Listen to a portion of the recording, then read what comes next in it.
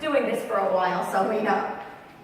Except just be aware that sometimes one party will say, my mother, my father lent us the money, and the other party said, yeah, it was a gift, and then they pull out an actual signed agreement by both parties, and the person who doesn't remember signing it at the time of the purchase. And just because they didn't file it and put an actual lien on it doesn't necessarily mean that they don't have some sort of claim to the property. Be aware of it. Okay.